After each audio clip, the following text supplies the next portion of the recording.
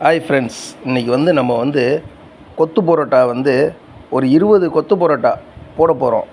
அதுக்கு தேவையானது பொருள் பார்த்திங்கன்னா, வெங்காயம், தக்காளி, கருவேப்பில்லை, பச்சை மிளகாய். இதை பொடிசாக கட் பண்ணி நம்ம தோசைக்கல்லில் தவாவில் போட்டு நல்லா வதக்கிடணும். இந்த தக்காளி நல்லா வதக்கிற அளவுக்கு வதக்கிட்டு, அதுக்கப்புறம் பார்த்திங்கன்னா முட்டையை உடச்சி ஊற்றுறோம். ஏன்னா ஒரு கொத்து பரோட்டாவுக்கு நம்ம 2 முட்டை போடுவோம்ல. இது ஒரு 20 கொத்து பரோட்டா இல்லை, அதனால் முட்டையை ஒரு அட்டை முட்டையை உடச்சி ஊற்றிடுறோம்.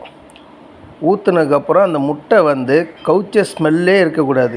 அந்த மாதிரி முட்டையை நல்லா வதக்கிடணும். இந்த வெங்காயமும் அதையும் சேர்த்து நல்லா வதக்கிட்டேன்னு வச்சிங்களேன், அந்த கவுச்ச ஸ்மெல்லே வராது. ஏன்னா அப்படி போட்டிங்கன்னா தான் சாப்பிட்றதுக்கு நல்லாயிருக்கும்.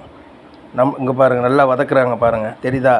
இதை எப்படின்னா கொல கொலன்னு இல்லாமல் நல்லா ட்ரை ஆகிற வரைக்கும் வதக்கிட்டு, அதுக்கப்புறம் நம்ம கட் பண்ணி வச்சுருக்கோம் பரோட்டா, கொத்து பரோட்டாக்குன்னு பரோட்டா கட் பண்ணி வச்சுருக்கோம், பொடிசாக கட் பண்ணி வச்சுருக்கோம்.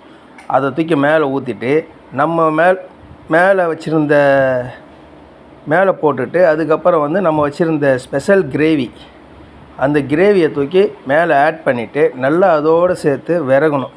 அதாவது நல்லா மிக்ஸ் பண்ணணும். மிக்ஸ் பண்ணால் தான் அந்த கொத்து பரோட்டாவுக்கு நல்லாயிருக்கும். அதுக்கப்புறம் பார்த்திங்கன்னா கொத்தணும். நல்லா மறுபடியும் பொடிசாக கட் பண்ண பரோட்டா கொத்துனா தான் நல்லாயிருக்கும். பொடிசாக கொத்திடணும். கொத்துனதுக்கப்புறம் பார்த்திங்கன்னா மறுபடியும் பெப்பரெல்லாம் போட்டு, அதுக்கப்புறம் தனித்தனியாக பிளேட்டில் எடுத்துட வேண்டியதான். ஏன்னா எதுக்கு பொடிசாக கொத்தணும்னு சொல்கிறேன்னா, பொடிசாக கொத்துனா தான் நம்மளுக்கு சாப்பிடும்போது டிஸ்டர்பன்ஸ் இல்லாமல் இருக்கும். பொடிசாக கொத்திட்டு நம்ம ஒரு பிளேட்டில் எடுத்து தனித்தனியாக வச்சிட வேண்டியதான். அவ்வளோதான், கொத்து பரோட்டா ரெடி. இதுதான் நம்ம ஹோட்டல் ஸ்டைல் கொத்து பரோட்டா. நம்ம ஹோட்டலில் வாங்கி ட்ரை பண்ணி பாருங்கள். விருகம்பாக்கம் பிஸ்மி ஹோட்டல்.